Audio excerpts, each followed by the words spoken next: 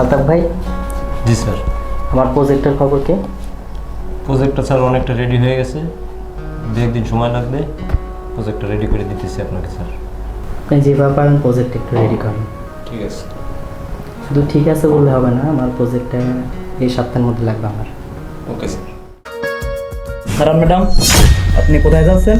আমি রাহাতের সাথে দেখা করতে যাচ্ছি। দুঃখিত ম্যাম, স্যারের মিটিংয়ে অনেক ব্যস্ত, স্যার কারোর সঙ্গে দেখা করতে পারবে না।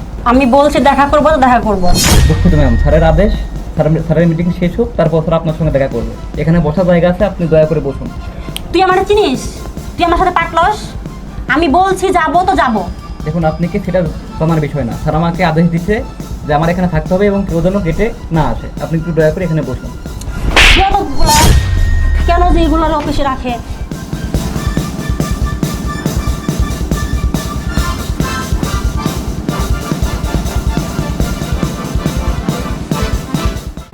রাহাত, রাহাত,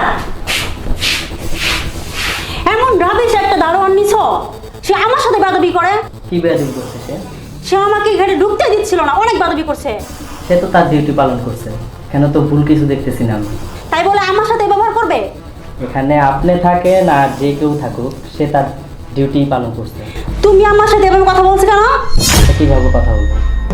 দেখেন, এটা হচ্ছে একটা কর্পোরেট অফিস, এখানে কিভাবে কথা বলতে আপনি জানেন না? ঠিক আছে অফিস, আমি তো তোমার সাথে কথা বলতে আসছি, তুমি আমার সাথে এরকম ভাবে কথা বলছো কেন? একটু স্লোলি কথা বলেন, আর কথা বলতে মনে না চাইলে আপনি একটু প্লিজ আসতে পারেন। আমি অনেক আশা নিয়ে তোমার কাছে আসছিলাম, আমি তোমার সাথে কাজই করব না। আচ্ছা, আপনি তাহলে আসতে পারেন। ঠিক আছে স্যার। রেডি করেন কাজ। ঠিক আছে। রবিউল, হাই রবিউল। জি স্যার। এই কি হয়েছে রে বাইরে? স্যার, ম্যাডাম অফিসে আসছিল, আমি অফিসের মধ্যে ঢুকতে দেয় নাই। তো আমার জন্য স্যার আপনার অনেক বড় ক্ষতি হয়ে গেছে। আমি স্যার আন্তরিকভাবে দুঃখিত স্যার। তোর থাপ্পড় টাপড় মারছে নাকি? জি স্যার। আচ্ছা, কিছু মনে করিস না, তুই যে দায়িত্বটা পালন করছস, আমি চাই সারা জীবন তুই এরকম দায়িত্ব পালন করে থাক। জি স্যার। ওকে, যা তাইলে। জি স্যার।